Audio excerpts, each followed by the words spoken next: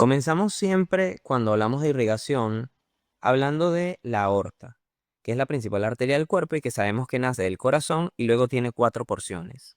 Una porción ascendente que irriga al propio corazón, el arco aórtico que irriga la cabeza, el cuello y a los miembros superiores, la aorta descendente torácica que se encarga de irrigar a las vísceras y a las paredes del tórax, y finalmente la aorta descendente abdominal, que no solamente irriga al abdomen, sino que también irriga a la pelvis y a los miembros inferiores. Fíjense que acá la aorta descendente abdominal se trifurca en realidad en sus ramas terminales, que son las ilíacas primitivas y la sacra media, que en este esquema no está dibujada. Pero esas ilíacas primitivas luego se dividen en ilíaca externa e ilíaca interna. La ilíaca interna se llama así porque es interna, porque se queda dentro de la pelvis y va a ser la que va a dar mayor irrigación en la pelvis. Mientras que la ilíaca externa da unas ramas dentro de la pelvis, pero luego sale de la pelvis para llegar a irrigar al miembro inferior, continuándose como arteria femoral. En este video vamos a hablar sobre la irrigación de la pelvis y donde predominantemente va a estar la ilíaca interna. Entonces, acá tenemos una vista anterior de la pelvis ósea. Ahí vemos la aorta abdominal, que se trifurca en sus tres ramas terminales, las ilíacas primitivas y la sacra media, que aquí sí está dibujada. Esa ilíaca primitiva se divide entonces en ilíaca externa e ilíaca interna. La ilíaca interna se queda en la pelvis y la ilíaca externa pasa esta estructura que se forma acá a través del ligamento inguinal, que se llama anillo crural. Ya luego vamos a ver bien sus límites cuando hablemos de miembro inferior y cuando hablemos de paredes de abdomen. Pero lo cierto es que esta ilíaca externa, al atravesar el anillo crural, pasa a llamarse arteria femoral. Y ahí comienza la historia de la irrigación del miembro inferior. Por ahora nos quedamos acá en la pelvis. Entonces, para eso, vamos a hacer un corte sagital y vemos esto. Esto es anterior, esto es posterior. Vemos acá el coxal, L2, perdón, L4, L5 y después el sacro con el coxis hacia abajo. Fíjense aquí lo que habíamos estudiado en osteología, que el coxal tiene la espina ilíaca superior, espina ilíaca inferior, eminencia iliopectínea, bien, hacia acá la carilla articular para la sínfisis pubiana, para el otro coxal. Luego en el borde posterior vemos la espina ilíaca superior, la espina ilíaca inferior, y sobre todo lo que más importa es que vean esto, que es la escotadura ciática mayor, la espina ciática, escotadura ciática menor y tuberosidad isquiática.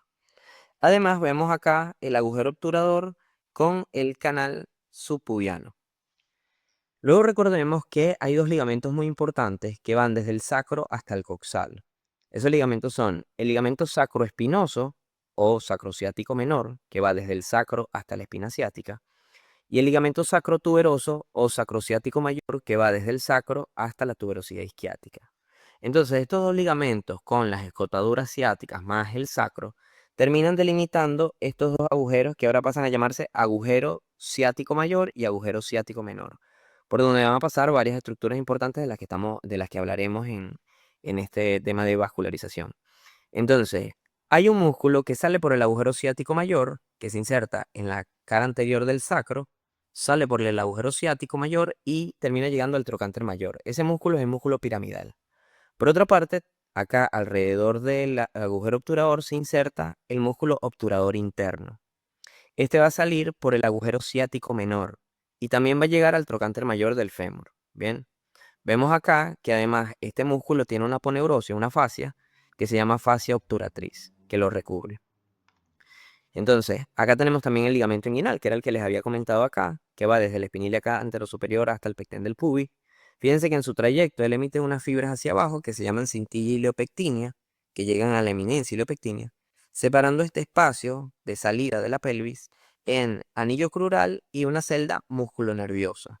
Luego hablaremos con más detalle de cada uno, ¿ok?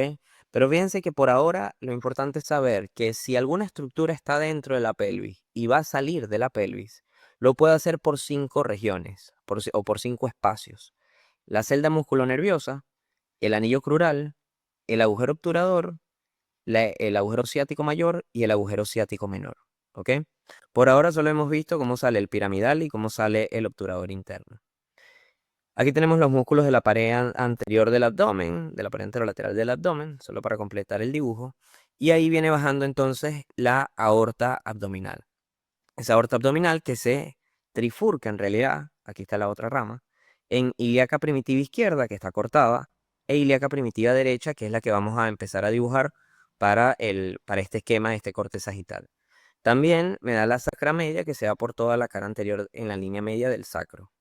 Luego esa ilíaca primitiva se divide entonces en ilíaca externa e ilíaca interna.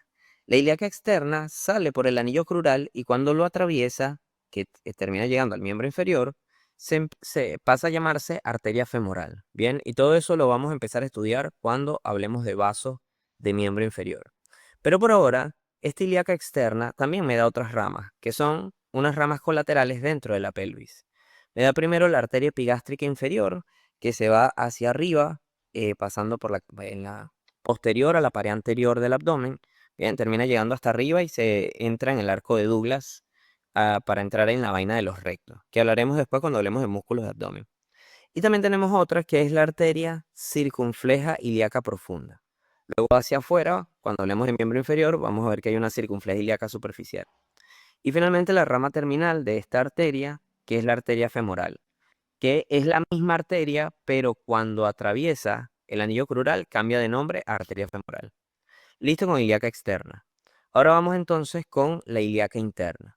Esta ilíaca interna va a dar dos troncos, un tronco anterior y un tronco posterior. El tronco posterior me da varias ramas. Primero, dos colaterales, una que es la iliolumbar y otra que es la sacra lateral. También en los libros a veces vas a encontrar la sacra lateral como que son dos, o sea, sacras laterales. Una sacra lateral superior y otra inferior, o también le dicen sacra lateral medial y lateral. Pero lo cierto es que, bueno, con que digan una no, igual no está mal. Y además, este tronco posterior va a tener como rama terminal a la glútea superior. Esta arteria sí es importantísima y fíjense que esta sale de la pelvis y se va hacia la región glútea. Va a salir por el agujero ciático mayor, específicamente por encima del músculo piramidal. Eso es una relación importante. Luego tenemos en el tronco anterior una primera arteria que es la arteria obturatriz. Esta fíjense que va hacia anterior y pasa por el canal subpubiano y luego perfora tanto a la aponeurosis, a la fascia obturatriz como al músculo obturador interno para poder salir por el agujero ciático, perdón, por el agujero obturador. Esta arteria obturatriz además me da una arteria obturatriz accesoria que se termina anastomosando con la arteria epigástrica inferior. Es una anastomosis importante entre la arteria ilíaca externa y la arteria ilíaca interna. Bien. Luego tenemos la arteria umbilical que se va hacia anterior y ella tiene dos porciones. Esta porción que estoy dibujando acá, que es la porción permeable, y luego una continuación que es la porción obliterada. Les explico, o sea, esta arteria era más, llegaba hasta el ombligo y se conectaba con la placenta para la irrigación en el feto. Bien, entonces ahora después esta arteria quedó obliterada y no tiene función. Eso por encima, después en el abdomen lo vemos mejor, pero esto lo recubre el peritoneo y forma un pliegue inguinal, que así se le llama. Pero lo importante es que, bueno, es la continuación de esta misma arteria que sí es, esta parte sí es permeable y esta parte permeable me va a dar una arteria más que es la vesical superior. ¿Ok? Entonces la sangre viene desde acá y se va por la vesical superior hasta la vejiga para irrigar la vejiga. Pero hay otra porción que está conectada a ella que es la porción obliterada. Luego tenemos la arteria uterina y la arteria vaginal, que fíjense, en la mujer es uterina y vaginal y en el hombre es prostática y la arteria del conducto deferente. Luego de eso está la arteria vesical inferior y la arteria rectal media. Les explico, estas cuatro se las dibujo así porque quiero que, o sea, que las recuerden como ramas de la ilíaca interna, ¿bien? En su tronco anterior específicamente, y que son ramas viscerales que va a dar esta arteria para irrigar a las vísceras que están acá. Pero esto tiene mucha variación anatómica y además también en los libros lo mencionan diferente. O sea, por ejemplo, a veces van a decir que, no sé, que en el hombre hay una rama, o sea, como que estas, a veces dicen que estas nacen juntas, desde una misma raíz.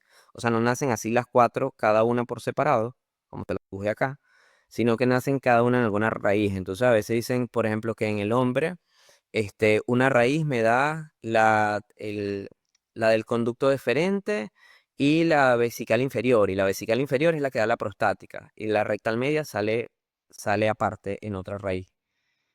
Por otra parte, también van a ver, y sobre todo en los atlas, que en la mujer, por ejemplo, la uterina y la vaginal salen de una misma raíz, o sea, salen juntitas del tronco anterior y después se dividen esas dos, y que la vesical inferior y la rectal media salen de otra raíz. Entonces, va a haber mucha variación con eso. A mí me parece esto no estaría mal, y además lo importante es que recuerden las ramas que tiene, que termina dando la ilíaca interna, ¿bien? Y estas cuatro son ramas de ella. Y siempre hagan la salvedad de que en la mujer está la uterina y la vaginal, y en el hombre está la prostática y el conducto deferente. Bien, entendido eso, seguimos con otras ramas que son parietales en este caso, que acá tenemos la glútea inferior. Y luego de eso, la pudenda interna. Fíjense que estas dos salen de la pelvis por el agujero ciático mayor. Bien, pero a diferencia de la glútea superior, estas salen por debajo del músculo piramidal. Y además, o sea, la glútea inferior se queda en la región glútea, pero la pudenda interna vuelve, o sea, sale por el agujero ciático mayor y después vuelve a entrar por el agujero ciático menor.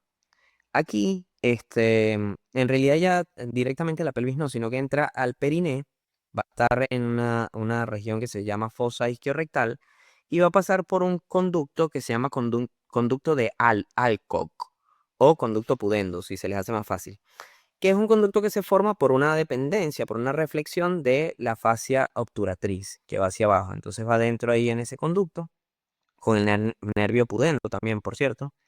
Y acá les dibujo dos ramas, no es que no tenga más, la pudenda interna tiene más ramas, pero les dibujo estas dos que quiero que se recuerden porque son importantes.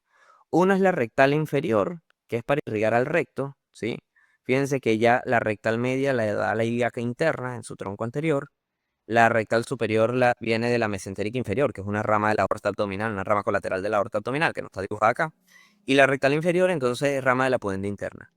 Y también otra que va por debajo, es la continuación de la misma pudenda interna y va por debajo de la sínfisis del pubis, que es la arteria dorsal del clítoris en la mujer o dorsal del pene en el hombre. Bien. Por último, les muestro acá este cuadrito porque a mí me parece más sencillo dividirlo así, las ramas de la ilíaca interna, en un tronco posterior y en un tronco anterior.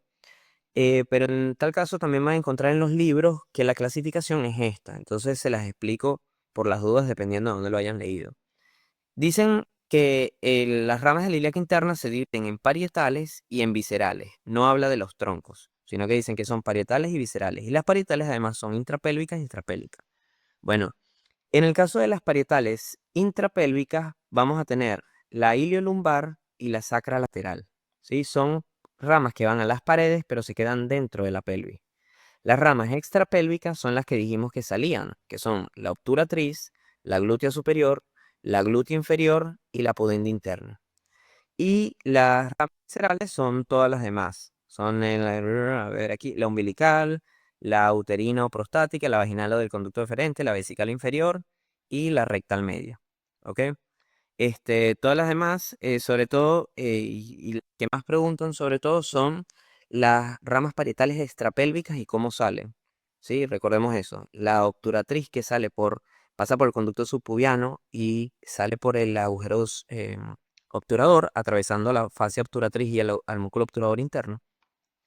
La arteria glútea superior que sale por el agujero ciático mayor superior al músculo piramidal. La arteria glútea inferior y la pudenda interna que salen también por el agujero ciático mayor, pero inferior al músculo piramidal. Y que la pudenda interna vuelve, entra, llega al periné. Ahí pasa por el conducto de Alcock o conducto pudendo, que es una reflexión de la fascia obturatriz. Y bueno, termina llegando inferior a la sínfisis del pubis, donde se continúa con la arteria dorsal del clítoris o del pene. Y con eso terminamos.